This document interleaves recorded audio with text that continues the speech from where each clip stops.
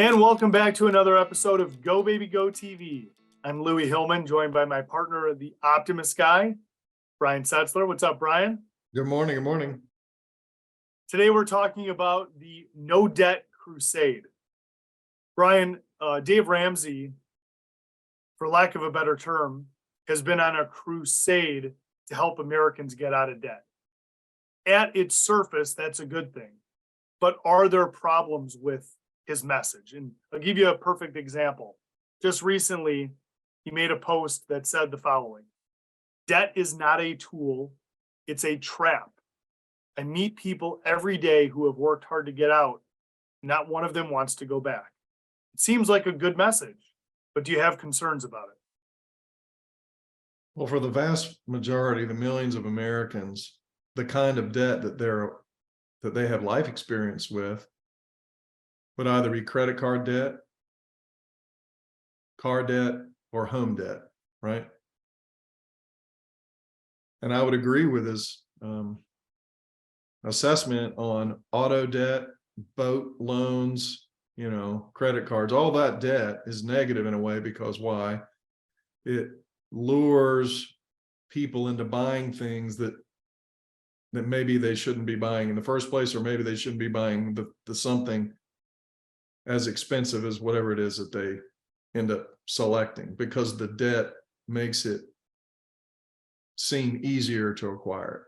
So on the surface, I can see how it might appear to the car buyer that it's a tool, but it really gets them features and benefits that may be a little bit beyond their reach, that maybe they get overextended. And so the negative side is if a person gets overextended, too many loans, then they lose their job or they have some other setback, there's very little that they can do to recover other than, before you know it, declare personal bankruptcy. So from that standpoint, I understand what he means.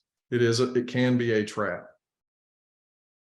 On the other hand, entrepreneurs, business owners, other people that use debt in responsible ways have used debt as a tool by which to become wealthy, because the thing that they financed, whatever the thing is, a building, an apartment, a business, inventory, so forth, the expected rate of return exceeded the cost of the debt. So that's what's different between a tool and a trap.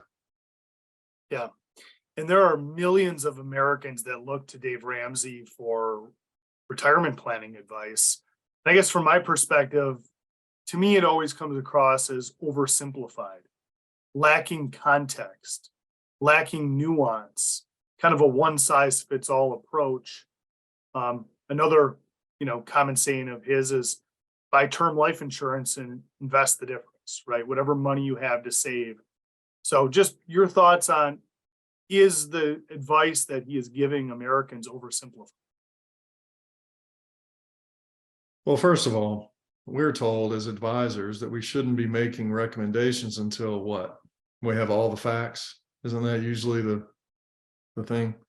The challenge with radio personalities like Susie Ormond and Dave Ramsey and so forth, same thing, is that they are really, it's easy to make pronouncements, financial pronouncements. It's easy to give blanket advice, because then they would argue that it really wasn't advice.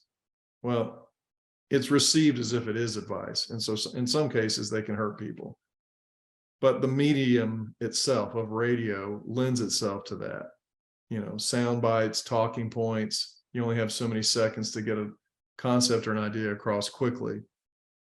So there's limitations. Let's put it that way. Yeah. Is there anything in particular that, you've been in the industry for over 3 decades. Is there any advice in particular that you think is being made and received by millions of Americans from these type of personalities that you think is the most harmful? Well, I just don't like it when they blanket say certain kinds of financial products are bad, because it's like saying everything's bad. If I said to you, minivans are always bad, you would know that I'm crazy. Or if I said electric cars are always bad, or if I said gas cars are always bad, no exceptions, wouldn't most people think that that's kind of an extreme position in either case? So if someone says annuities are bad, well, okay, what kind of annuities are we talking about? There are thousands of them. What are we talking about? Well, then they can't answer the question because they don't really know which one they're talking about. Okay, so we can debate the features and benefits of particular product design. Well, let's do so in an honest way. Full disclosure. Same thing with permanent life insurance. Statements like permanent life insurance is bad, which Dave Ramsey has said more than once. You should never buy permanent life insurance. Well, I mean, I don't know what to say about that. 95% of all death claims are paid by permanent life insurance, not term insurance. All right, so that means only 5-6% of all the claims that are ever paid in a year are paid by term insurance. Why is that? Because the policy lapses before anyone dies. 95 or 96% of the time, so it makes me, that's what I don't like, those kind of blanket statements. Yeah, for sure. Yeah. And it's, again, just this idea that it's lacking nuance. It is not tailored to a specific client fact pattern in their retirement planning situation, makes it almost unusable advice, right? It's unusable because it is not specific to somebody's situation. Yeah, no, we could say, all right, well, let's just take 80% of everybody. If you have 80% of everybody listening in their car and they're driving around, well, 80% of everybody has what? A car loan or two. They've got a credit card or two. So if someone like Dave Ramsey says, you really should pay those credit card balances off, you're getting taken advantage of by the credit card companies, he's right. But telling someone, like I have one client in particular, she says to me, well, I only owe $9,000 on my credit card, but she'll never pay it off. So, I mean, Dave Ramsey's advice would be perfect for her, because if she's paying 20% interest on 9,000, she'll never dig out. If she only makes the minimum payments, she's paying $1,800 a year of interest. It's not a winning situation. She's in the grips of the kind of thing Ramsey's talking about. So to take the other side of our argument, it may lack nuance, but his advice to that person is the correct advice without knowing it, Yeah. And then as another example, the number of people that carry a mortgage, right?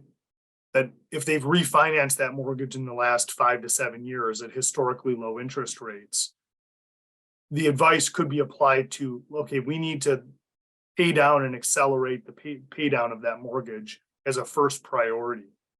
But we're now in a situation, and we've talked a lot about this, where guaranteed interest rates are greater than the cost of borrowing on that mortgage, right? So mathematically, it is an incorrect decision to pay down that mortgage when you could get a higher rate of return somewhere else investing those dollars. Yes, that's true, assuming the person has the discipline to set the money aside. The variable in all this is human discipline over their financial behaviors. The discipline of paying X per month to pay down debt, the discipline of paying themselves a certain amount each month to build and save more is what I'm getting at. It requires discipline on behalf of each person, and that's difficult to talk about unless it comes across like you're preaching to somebody. You don't mean to, there is some truth to the discipline aspect of that. Yeah. Yeah. I think a takeaway for me is it is not without merit to encourage people to get rid of bad debts, right? But applying a no debt blanket statement, almost like as it's a crusade, it's worth more context and conversation. Hopefully that's what we've illuminated today. Indeed. By the way, I'm pro eggs and pro steak too. So for the record. Always appreciate the perspective, Bryan. As always, we'll be back next Monday to rev up your week and turbocharge your sales. Make it a great day. Thank you.